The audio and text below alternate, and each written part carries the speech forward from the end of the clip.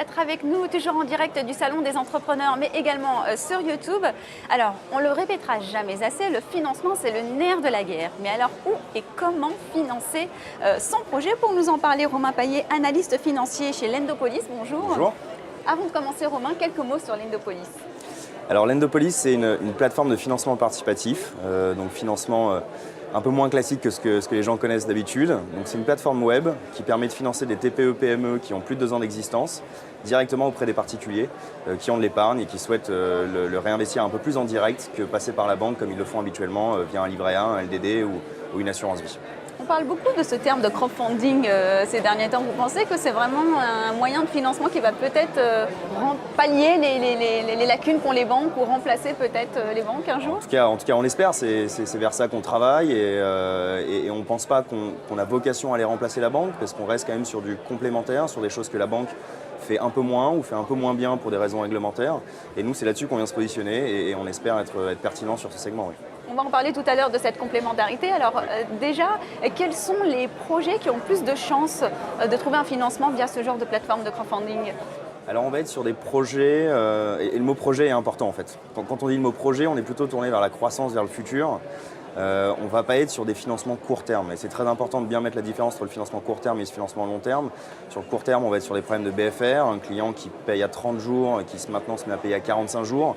Ce type de financements sont très peu lisibles du grand public, donc sur le crowdfunding ça marche un peu moins bien. Et donc on va être sur des financements beaucoup plus classiques. Par contre, tout ce qui est lié au projet de développement à long terme, que ce soit l'acquisition d'une société, le développement commercial, du recrutement, de l'achat de matériel, tout ce qui va être long terme va pouvoir être financé par les sources externes, les sources internes, classiques et aussi participatives surtout. Alors vous parliez de long terme, oui. Est-ce qu'il y a plusieurs types de financement selon le stade de développement de l'entreprise? Oui, c'est tout à fait. En fait, selon le stade de l'entreprise et sa maturité, on va dire, elle va pouvoir avoir accès à certains types de financement et à d'autres non. Donc une société qui est en cours de création va avoir beaucoup de mal à trouver de l'argent auprès de la banque parce que très peu d'historique, très peu lisible pour la banque. Donc assez naturellement, si elle n'a pas accès au crédit, elle va se tourner vers le capital et des gens dont c'est le métier de travailler avec ces jeunes entrepreneurs, sociétés en démarrage. Je pense notamment aux business angels ou aux fonds d'investissement. Sur les sociétés plus matures, on va pouvoir commencer à rembourser, et c'est très important dans la notion de crédit, c'est qu'on a une capacité de remboursement et donc on va avoir accès au crédit de manière générale. Donc ça peut être aussi bien la banque, ça peut être des crédits que la BPI octroie, ça peut être des crédits participatifs comme on peut les faire sur Lendopolis. Et puis enfin, il y a cette toute dernière phase, le saint graal des entrepreneurs qui va être sur une maturité un peu plus élevée ou sur un produit très innovant qui est l'introduction en bourse où là pour le coup on fait face au grand public et on introduit la société sur le marché. Globalement, si on devait faire un état des lieux entre les avantages et les inconvénients du financement participatif?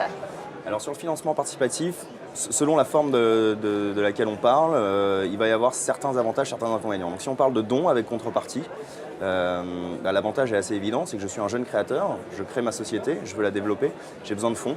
Je vais faire appel à du grand public qui va me donner des toutes petites sommes, 20 euros, 30 euros, mais la multitude de ces petites sommes va me permettre de financer mon projet. Donc c'est un énorme avantage d'avoir accès à ce type de solution. L'inconvénient, c'est que c'est beaucoup de boulot. On sait qu'un entrepreneur n'arrive pas comme ça sur une plateforme de dons et se dit je vais attendre que les 100 000 euros tombent. C'est de la communication autour de son projet, c'est de l'explication de son projet, voire même de la vulgarisation, parce qu'on fait quand même appel au grand public, du partage sur les réseaux sociaux. Il y a toute une étape amont qui est assez difficile et pendant cette période-là, on sait que l'entrepreneur a du mal à se concentrer sur son job, qui est de développer sa société et se concentre principalement sur le financement. On a la forme sous capital, où là pour le coup on peut le comparer à du financement classique avec un fonds d'investissement ou un business angel. L'avantage est assez évident aussi, on a des nouveaux partenaires qui rentrent dans la société, c'est des gens qui vont nous accompagner sur le long terme, souvent des gens qui sont là pour 7, 8, 9, 10 ans. Donc très bénéfique pour la société d'avoir des gens d'expérience. Le désavantage, on ouvre son capital, donc au lieu d'avoir 100% de sa société, on n'en a plus que 80 ou 70. Et puis sur le prêt, pareil, accès à un financement qui nous permet de nous développer et d'accroître un petit peu la société. Par rapport aux banques, le participatif va avoir quelques avantages, notamment la communication, le fait qu'on n'ait pas de caution, pas de garantie et la rapidité. Oui. Les inconvénients, ça va être le taux d'intérêt un peu plus élevé. Parce que le particulier, lorsqu'il prête de l'argent à une société, est fiscalisé dessus. Donc on est un peu obligé, pour que le particulier s'y retrouve, de prêter à des taux un tout petit peu plus chers. Alors aujourd'hui, si on est dans le concret, on est dans le salon de l'entrepreneur. Ce sont en général des porteurs de projets, de jeunes pousses, de jeunes créateurs. Laquelle de ces différentes formules vous conseillez? Alors, en tant que jeune créateur, la première chose que je ferais, c'est de me dire quel est l'objet de mon financement. Qu'est-ce que j'ai envie de faire avec cet argent? Si vous avez un produit que vous voulez vendre plus tard, le crowdfunding sous forme de don fonctionne très bien. Vous allez dire, le produit, je l'ai aujourd'hui, j'ai un prototype, mais je ne peux pas le développer à échelle 1000, 2000 produits. Et donc, je vais le pré-vendre et je vais envoyer mon produit 6 mois plus tard à des gens qui me l'ont préacheté. Si vous avez un objectif, juste collecter de l'argent et vous ne savez pas encore quoi en faire, vous n'en trouverez jamais à l'extérieur. Donc le principe le plus simple, c'est d'aller voir sa famille et ses amis, ce qu'on appelle le love money. Oui. Et assez naturellement, vous allez en trouver.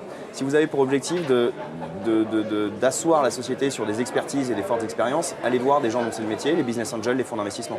C'est des gens qui vont investir dans votre société, donc certes prendre une part, mais qui vont vous accompagner sur le long terme.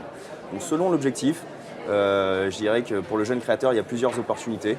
Il peut aussi aller voir la BPI pour avoir des aides, s'il est sur un côté innovant ou créatif.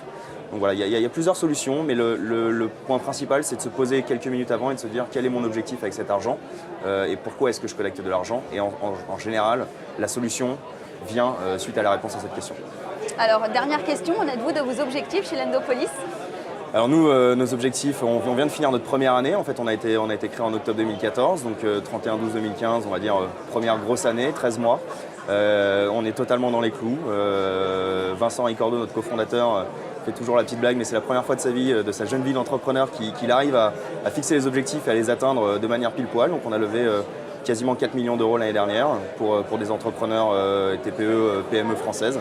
Notre objectif, c'est toujours continuer à démocratiser l'épargne, permettre à des particuliers d'investir directement dans l'économie réelle, dans nos TPE, PME qui sont en croissance et qui ont besoin d'aide. Bien joué, bravo à vous et puis on recevra Vincent demain justement Super, au Salon merci des Entrepreneurs. beaucoup. Merci à vous de nous avoir suivis également et puis on se retrouve tout à l'heure toujours du Salon des Entrepreneurs. Merci.